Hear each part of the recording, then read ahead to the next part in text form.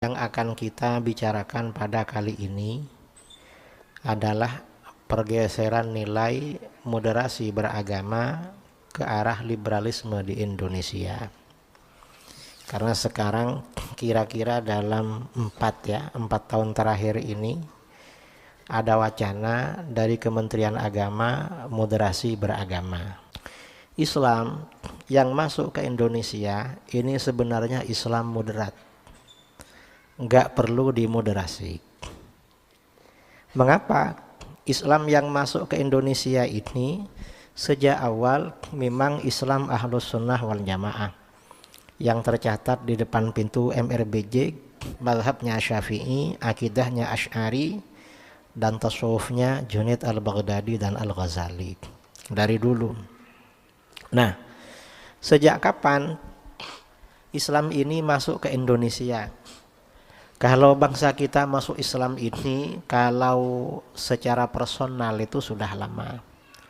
Sebagian ulama mengatakan bangsa Indonesia, bangsa Melayu ada yang masuk Islam pada sekitar tahun atau sebelum tahun 50 Hijriah.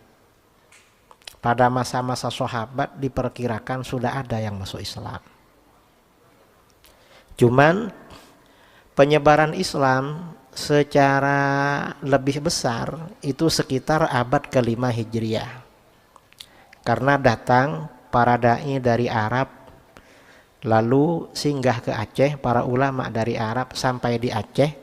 Salah satu dai ini yang kebetulan Sayyid menikah dengan putrinya Raja Perlak di Aceh Utara, abad ke-5. Tapi penyebaran itu belum signifikan, belum ramai. Penyebaran lebih ramai lagi itu setelah abad ke-7 Hijriah. Mengapa abad ke-7? Ini sejarah yang tercatat ya. Dan kemungkinan yang kita tidak tahu sebenarnya lebih dari itu. Kira-kira di Yaman, di daerah Tarim ya. Di Yaman itu tahun 500, sekitar tahun 525 Hijriah. Diserbu oleh kerajaan Al-Ayyubiyin. Al-Ayyubiyin itu mana? Kerajaan yang dikuasai oleh keluarganya atau anak cucunya Sultan Salahuddin Al-Ayyubi. Jadi untuk melebarkan kekuasaannya sampai sesama Islam itu diserbu. Di Yaman itu diserbu sampai ada 2 qabilah dari marga Ba'alawi itu musnah pada waktu itu. Hampir terbunuh semua, tidak tersisa. Yaitu Sayyid Bani Jadid dan Sayyid Bani Basri. Tinggal Bani Alawi yang enggak terbunuh. Dan akhirnya apa? Karena situasi keamanan tidak kondusif, keluarga Sayyid Ba'alawi ini hijrah. Ada yang hijrah ke daerah ya terdekat, ada yang ke India. Salah satu yang hijrah ke India itu Sayyid Abdul Malik bin Alawi bin Muhammad. Sayyid Abdul Malik ini dari keluarga Ba'alawi, Sadah Ba'alawi. Yang kemudian anak cucunya Sayyid Abdul Malik ini di Jawa disebut dengan gelar Wali Songo. Karena Sayyid Abdul Malik ini di India, menikah di India karena gak bawa istri, punya anak namanya Sayyid Abdullah Al-Madkhan. Lalu Abdullah ini punya anak lagi Sayyid Ahmad Shah Jalal. Dan Abdullah dan Ahmad ini meninggal di Uzbekistan, makamnya di sana. Kemudian Sayyid Ahmad ini punya anak namanya Sayyid Jamaluddin Al-Husain. Nah, Jamaluddin Al-Husain ini kakeknya Wali Songo. Sayyid Jamaluddin ini kemudian hijrah ke Champa, ya. Champa ini daerah sebelum Thailand ya, daerah Kamboja. Kemudian dari sana menikah, punya istri. Lalu rute perjalanan dilanjutkan ke Aceh, ya, mungkin punya anak di sana. Setelah itu anak cucunya disebar di Nusantara dan Sayyid Jamaluddin ini akhirnya meninggalnya di Wajo di Sulawesi. Lalu cucunya di Jawa ada yang bernama Sunan Ampel. Sunan Ampel itu Raden Ahmad Rahmatullah, putranya Sayyid Ibrahim As-Samarqandi. Ibrahim ini putranya Jamaluddin Husain. Lalu ada sepupunya Sunan Giri, Maulana Ainul Yakin. Ini putranya Maulana Ishaq putranya Sayyid Jamaluddin Husain. Lalu ada Maulana Malik Ibrahim. Ini didatangkan dari Aceh karena ayahnya tinggal di Aceh. Nah, ayahnya ini putranya Jamaluddin Husain juga. Jadi ini yang menyebarkan Islam ke Indonesia pada awal-awal dulu. Termasuk penyebaran Islam ke Indonesia Timur ini masih keluarga yang sama, dari keluarga klan Ba'alawi sampai ke Filipina. Baru beberapa ratus tahun kemudian ya, dari keluarga Ba'alawi yang dari suku lain, kalau sekarang disebut kalangan habaib, baru hijrah ke Indonesia itu, baru hijrah. Katanya dari kalangan habaib karena siapa? Sayyid Abdul Malik bin Alawi ini sepupu dengan Al-Faqih Al-Muqaddam Sayyid Muhammad bin Ali Ba'alawi. Muhammad bin Ali bin Muhammad Shahib Mirbad, Abdul Malik bin Alawi bin Muhammad Shahib Mirbad. Baru kemudian ke sini. Nah, Islam yang disebarkan kepada bangsa kita dari dulu ini memang Islam Ahlus Sunnah wal Jamaah. Di dalam fikih mazhabnya Imam Syafi'i, ya. Akidahnya Imam Asy'ari. Kemudian tasawufnya Imam Junaid Al-Baghdadi, seperti yang tercatat di pintu MRBJ. Seperti yang tercatat di situ. Dan ini memang Islam moderat. Islam moderat memang ini. Karena Islam moderat banyak pengikutnya, ramai dari dulu. Nah, kelompok moderat ini memang Islam yang terbaik. Makanya kata Sayyidina Ali bin Abi Thalib radhiyallahu an wa karramallahu wajhak, Sayyidina Ali berkata, khairun nas annamatul awsat yalhaqu bihim at-tali wa yarji'u ilaihim al-ghali. Sebaik-baik manusia, sebaik-baik golongan dalam Islam adalah kelompok moderat. Yang paling baik itu yang moderat. Mengapa begitu? Karena kelompok moderat ini akan disusul oleh kelompok yang terlambat, yang teledor. Yang teledor ini kalau ingin baik harus gabung sama yang moderat. Kemudian akan menjadi rujukan, akan menjadi tempat kembali kelompok yang ekstrim, yang berlebih-lebihan. Yang berlebih-lebihan ini kalau ingin baik harus kembali pada moderat. Nah, dari dulu Islam kita, Islam Ahlus Sunnah wal Jamaah ini memang Islam moderat. Belakangan kira-kira sejak 150 tahun yang lalu atau sekitar 200 tahun, kelompok yang tidak moderat mulai bermunculan. Nah, kelompok yang tidak moderat ini macam-macam. Ada kalanya ekstrim kanan, ada kalanya ekstrim kiri. Kalau yang ekstrim kanan ini berlebih-lebihan. Siapa contohnya? Seperti Wahabi, Salafi ya, itu ekstrim kanan. Mengapa? Mereka terlalu ekstrim. Bilangnya kembali pada Al-Quran dan hadis. Kembali kepada Al-Quran dan hadis ya. Terlalu ekstrim, kemudian tidak punya perangkat keilmuan yang memadai. Akhirnya kacau. Akhirnya karena rujukannya cuma Al-Quran dan hadis, gak mau kepada para ulama. Kalau kita ini kan bermazhab kan, gak mau kepada para ulama, akhirnya sesat karena Al-Quran. Loh kok bisa karena Al-Quran sesat? Allah menyampaikan di dalam Al-Quran, yudhillu bihi katsira wa yahdi bihi katsira. Allah sesatkan dengan Al-Quran banyak orang. Allah beri hidayah dengan Al-Quran banyak orang. Siapa yang disesatkan? Ya kelompok yang berlebih-lebihan ini pakai Al-Quran. Dan ini kelompok ekstrem kanan ini diingatkan oleh baginda Rasulullah SAW di dalam hadis ya.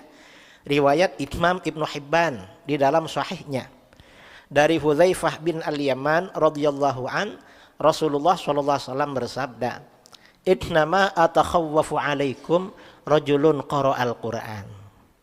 Sesungguhnya sesuatu yang aku khawatirkan pada kalian, seorang laki-laki yang baca Quran. Loh, baca Quran ini kan dianjurkan, ibadah paling afdal, apalagi dibaca di dalam sholat. Bahkan orang yang terbaik, orang yang ngajar Al-Quran dan orang yang belajar Quran. Lah ini Rasulullah kok khawatir ini.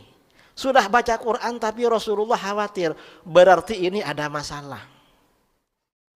Apa masalahnya? Mungkin nggak punya guru dia baca Quran. Nah kemudian hatta idza ru'iyat bahjatuhu alaihi, hingga ketika orang ini kelihatan indah karena Al-Quran. Kok indah karena Al-Quran? Suaranya merdu. Hafal ayat-ayat Al-Quran. Kalau menjadi imam, makmumnya sampai lupa gak baca Fatihah. Karena merdunya suaranya imam ya. Saking merdunya itu. Ini imamnya, sampai lupa. Suaranya merdu. Wasara ridaan lil Islam. Dan orang ini menjadi penolong Islam. Kok penolong Islam? Mungkin jadi imam, buka rumah tahfidz, ngajak orang bertaubat, asalnya enggak sholat diajak sholat. Setelah begitu bagaimana? Ghayyarahu ila masya Allah. Orang ini merubah ajaran Al-Quran pada apa yang Allah kehendaki. Nah, ini sama dengan ayat tadi, yudillu bihi katsira wa yahdi bihi katsira. Sesat karena Al-Quran. Ajaran Al-Quran dirubah sama dia. Yang enggak syirik, yang Al-Quran enggak mensyirikkan, disyirikkan. Yang enggak sesat, dibilang sesat. Pakai Al-Quran dalilnya. Hatta semua aliran sesat itu punya dalil dari Al-Quran. Kelompok kebatinan yang ngajak tidak sholat, dalilnya apa? Aqimis sholata lidzikri. Dirikan sholat untuk mengingatku. Berarti kalau sudah ingat enggak perlu sholat. Ini namanya sesat karena Al-Quran. Mengapa? Al-Quran dipahaminya sendiri, gak pakai guru. Padahal maksudnya kata para ulama, maksud dirikan sholat untuk mengingatku, perintah agar kita khusyuk di dalam sholat. Agar kalau kita sholat, yang direnungkan itu makna bacaan dalam sholat. Bukan merenungkan pekerjaan yang belum selesai di pasar. Maksudnya itu, sama ini enggak. Makanya kelompok kebatinan begitu azan, Allah, nggak sholat dah. Sudah selesai sholatnya. Pokoknya ingat Allah. Karena kata Al-Quran untuk ingat. Sudah ingat ini.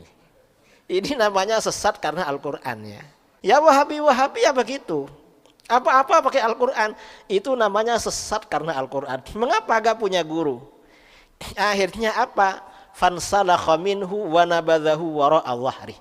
Dia melepaskan dirinya dari Al-Quran. Al-Quran dia lempar jauh-jauh ke belakang. Lalu dia serang tetangganya dengan pedang. Dibunuhnya. Mengapa diserang dengan pedang? Waramahu bisyirki. Dia tuduh tetangganya syirik. Dasarnya apa? Al-Quran yang dia gagal faham. Al-Quran yang dia salah fahami. Karena tidak ikut para ulama. Ini namanya kelompok ekstrem kanan. Gak moderat. Nah kemudian ada kelompok ekstrem kiri. Karena ada kelompok ekstrem kanan, itu radikal, itu ekstrem. Akhirnya kelompok ekstrem kiri, liberal, ini ingin mengembalikan, cuma merusak juga. Mengapa merusak? Karena yang moderat ditarik sampai terlalu kiri. Mestinya yang kanan ditarik ke tengah, ini enggak. Mengapa ditarik ke kiri? Karena dia tempatnya di kiri memang. Gimana enggak di kiri? Wong dia, kelompoknya dia, mestinya kalau ulama itu sowan misalnya ke Mekah ke Sayyid Ahmad Al-Maliki, dia sowannya ke Perdana Menteri Israel, ya, atau misalnya sowan ke Mufti Ulama Mesir Syekhul Azhar Syekh Muhammad At-Tayyib atau Syekh Ali Jum'ah ya, atau misalnya sowan ke Mufti yang sekarang Syekh Syauqi Alam. Malah ini sowannya ke Vatikan ke Paus Fransiskus. Berarti kan terlalu kiri. Karena terlalu kiri, akhirnya apa? Kelompok yang radikal kanan ditaruh ke tengah, malah ditariknya ke kiri. Akhirnya bagaimana? Karena nariknya ke kiri ini, dan ini sudah dijelaskan saudara di dalam hadis. Sabda Rasulullah SAW ya tentang kelompok kiri di dalam hadis-hadis itu ya, badiru bil a'mali fitanan ka qita'il lailil muzlim. Segera lakukan amal-amal soleh sebelum datangnya fitnah-fitnah, di mana fitnah ini bagaikan potongan-potongan malam yang gelap. Fitnah tetapi seperti potongan malam yang gelap. Gimana potongan malam? Membingungkan. Coba misalnya gelap terus, gak sepotong-sepotong, Mungkin orang, wah gelap jangan ke sana, cari yang terang. Ini enggak, gelap terang, gelap terang. Maksudnya bagaimana? Ada orang-orang yang dianggap tokoh, tetapi pendapatnya salah. Akhirnya orang bingung. Katanya kalau ngomong begini haram, murtad. Tapi kok yang berbicara Gus? Yang berbicara kok Kiai? Yang berbicara kok Habib? Yang berbicara kok profesor doktor? Yang berbicara kok imam besar misalnya? Tapi bukan imam besar satunya, kan imam besar ada 2 di Indonesia itu. Yang kiri maksudnya ya, bukan yang kanan. Nah ini orang bingung. Yang mana yang benar? Katanya ini gak benar, tapi yang ngomong kok begini. Nah, akibat fitnah-fitnah ini akhirnya apa? Yumsir rajulu mu'minan wa yusbihu kafiran. Ada orang yang sore-sore masih beriman, besoknya berubah menjadi kafir. Mengapa? Terpengaruh fitnah ini. Wa yusbihu mu'minan wa yumsi kafiran. Ada orang yang paginya beriman, sorenya berubah menjadi kafir. Mengapa begitu? Orang-orang ini merubah ajaran agama. Kalau dulu ya, ajakan ke kiri ini narasinya Islam Nusantara. Gimana narasi Islam Nusantara? Ya, Islam Nusantara itu betul. Asalkan Islam Nusantara maksudnya Islam moderat yang dibawa oleh Wali Songo, yang diajarkan oleh Ki Hasyim Asy'ari, Ki Wahab Hasbullah, kiai-kiai lain, asalkan itu. Tapi kalau Islam Nusantara yang baru ini ngajak benci Arab. Sampai orang yang suka sama golongan Arab dibilang pendukung kadrun. Kadal gurun.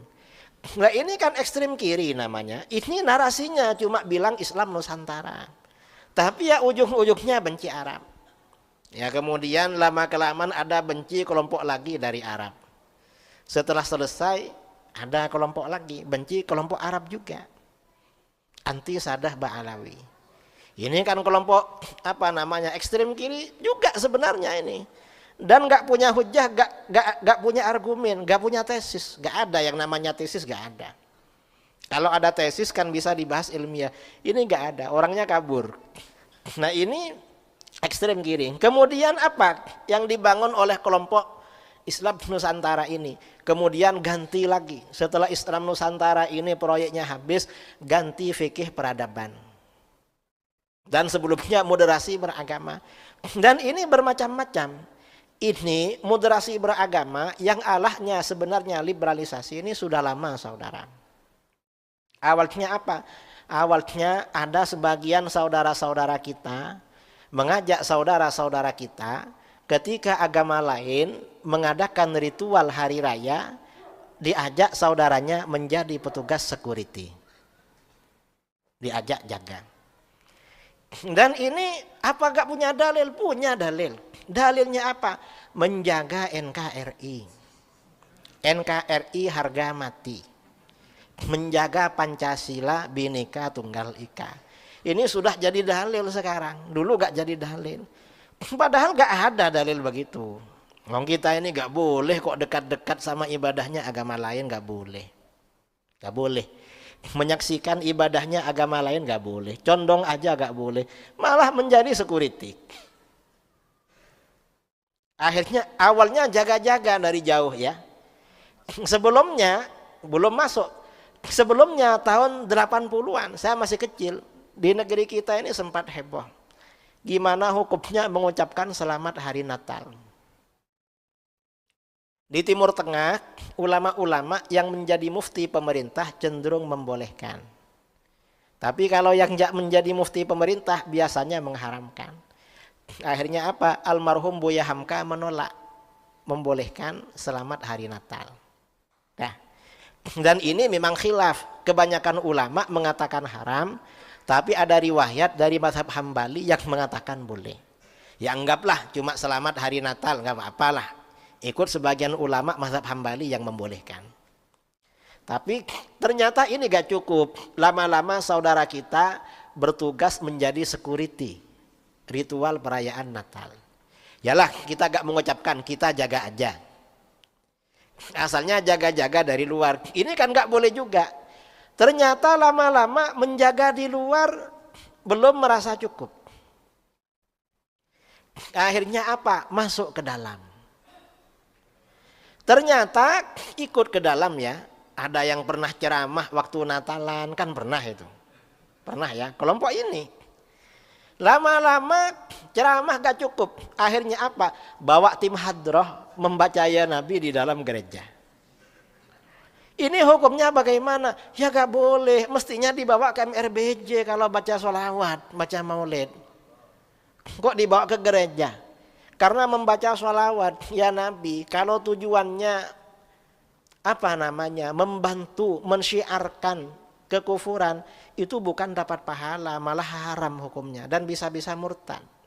Baca zikir seperti basmalah atau baca sholawat, kalau yang dibaca itu untuk hal-hal yang positif, itu dianjurkan. Misalnya mau minum, bismillahirrahmanirrahim. Tapi kalau misalnya yang mau dipakai ini yang makruh, maka malah makruh hukumnya. Contoh seperti rokokan.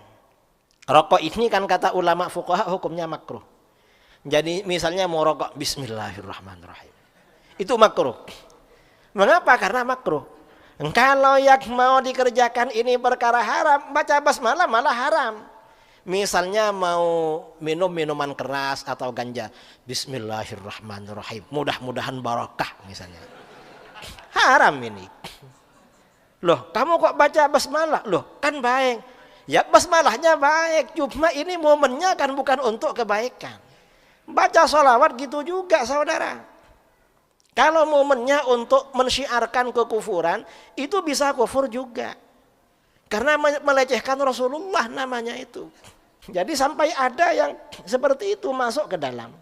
Kemudian ya belum cukup di situ, yang namanya moderasi beragama, lalu ada lagi gagasan doa lintas agama. Setiap ada pertemuan ya dalam satu momen, kalau dulu biasanya yang berdoa cukup ustadznya, agama lain diem, amin. Sekarang ini karena proses demokratisasi dan moderasi beragama, akhirnya gantian, doanya 6 kali. Kan capek doa 6 kali. Padahal yang agama lain mereka sebenarnya agak komplain. Mereka agak minta, ya cuma yang muslim ini sebenarnya yang sok moderat itu. Yang sok moderat ya dalam bahasa ini ya agak menjilat gitulah. Kemudian gak cukup doa bersama, ditambah lagi seragam moderasi beragama. Apa seragam moderasi beragama? Ada seragam batik, ada gambar masjid, lalu ada gerejanya, ada wiharanya, kemudian pokoknya lengkap di batiknya itu. Lama-lama gak cukup lagi, ditambah salam lintas agama. Kelompok yang moderat karena memang dia memposisikan diri di kiri, akhirnya kelompok yang radikal bukan ditariknya ke tengah, tapi ditariknya ke kiri. Yang di tengah diajak ke kiri juga.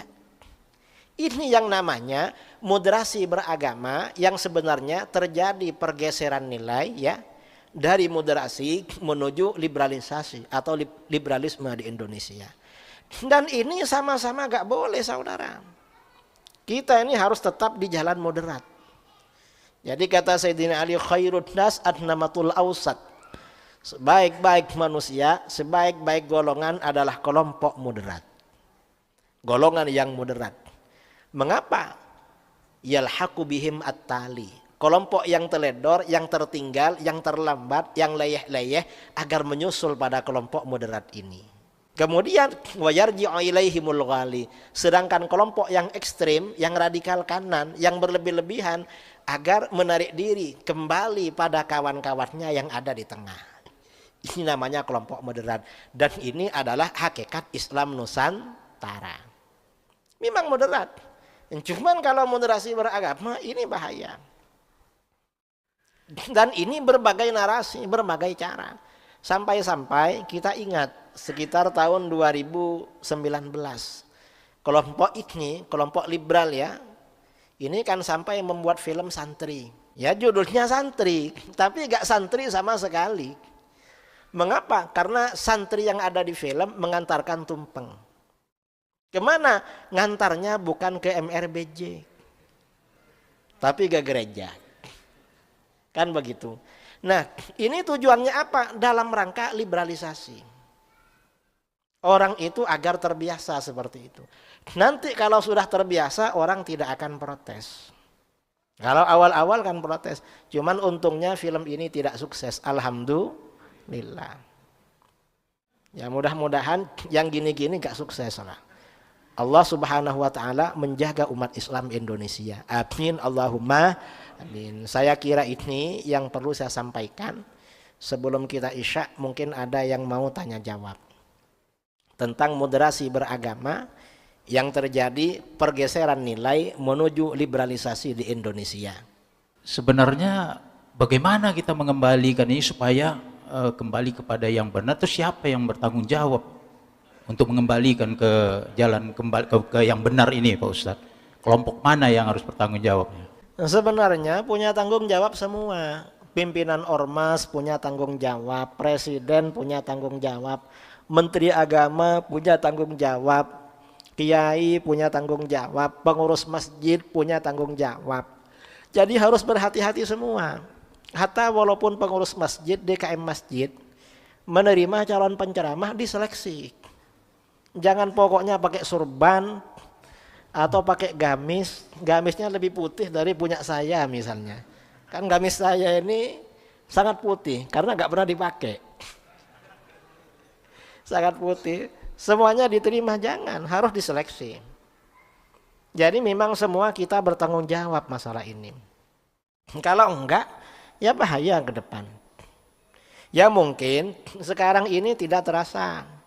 Tetapi 5 atau 10 tahun lagi khawatir benar-benar terasa. Karenanya kelompok yang cinta pada Islam, Islam moderat, Islam ahlus sunnah wal jamaah, ini memang harus bersungguh-sungguh. Melakukan sinergi, melakukan internalisasi, penguatan. Perlu bersungguh-sungguh. Kalau enggak ya tergerus terus. Ya kalau masalah tadi ya Islam dengan Kristen, memang kalau dulu saya tanya sama kawan-kawan saya yang mantan Kristen lalu masuk Islam dan menjadi dai, kalau tahun-tahun lalu orang Islam yang pindah ke Kristen itu ribuan per tahun. Tapi belakangan lebih banyak Kristen ke Islam. Karena yang mu'allaf-mu'allaf itu bersemangat dakwah. Coba perhatikan ya di channel YouTube-nya orang-orang mu'allaf seperti Pak Donditan atau siapa tuh hampir tiap hari orang masuk Islam tuh sekarang ini. Ini kan kesempatan sebenarnya. Bahkan bulan Ramadan kemarin, saya kemarin kan diminta khutbah Idul Fitri di sini. Sama kawan, gimana Kiai bisa khutbah Idul Fitri di MRBJ? Saya gak mengiyakan karena saya dapat undangan dari Amerika dan Kanada. Idul Fitrinya kemarin di Toronto di Kanada. Awal puasanya di Texas di Amerika. Nah, di Amerika itu hampir tiap hari orang masuk Islam. Di Kanada hampir tiap hari. Kita jangan khawatir lah. Mereka punya program kristenisasi, kita programnya islamisasi. Dan kita lebih mampu dari mereka. Karena mereka andalannya cuma dana. Kalau kita andalannya Allah. Janji Allah di dalam Al-Quran, in tansurullah yansurkum. Kalau kamu membela agama Allah, Allah membela kamu. Allah menolong kamu.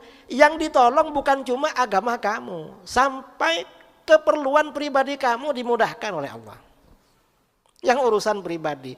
Urusan pribadi kamu jangan dipikirkan, tapi agama Allah yang dipikirkan. Nanti itu urusan Allah. Kita harus seperti itu, tanamkan ya di jiwa-jiwa generasi kita yang akan datang untuk membentuk suatu bangunan militansi terhadap agama. Bahwa orang-orang yang bersungguh-sungguh menolong agama, urusannya ditolong oleh Allah. Bukan cuma agamanya, urusan pribadinya akan dimudahkan juga oleh Allah. Karena ini janji Allah. Makanya di dalam Al-Quran, intan surullah. Kalau kamu menolong Allah, maksudnya agamanya, yansurkum. Kamu ditolong oleh Allah. Artinya bukan cuma agamanya. Sebenarnya agama Allah, walaupun tidak kita tolong, tetap berkembang saudara. Karena Allah yang berjanji. Cuma kita posisinya di mana? Di mana? Kalau kita ini menolong agama Allah, insya Allah keperluan kita yang sebenarnya keperluan pribadi juga dimudahkan oleh Allah. Saya kira itu. Jadi semuanya punya tanggung jawab ya, semuanya punya tanggung jawab, termasuk pengurus masjid, termasuk ketua RT, siapapun itu. Artinya apapun yang berkaitan dengan kebijakan kita harus yang sesuai dengan agama. Itu tanggung jawab kita masing-masing. Cuma ada orang-orang yang sebenarnya posisinya di atas, tetapi jabatan itu dimanfaatkan untuk kepentingan pribadi. Mestinya ini untuk kepentingan agama. Kalau ini untuk kepentingan agama, betapa dahsyatnya keberhasilan di dalam perjuangan agama ini.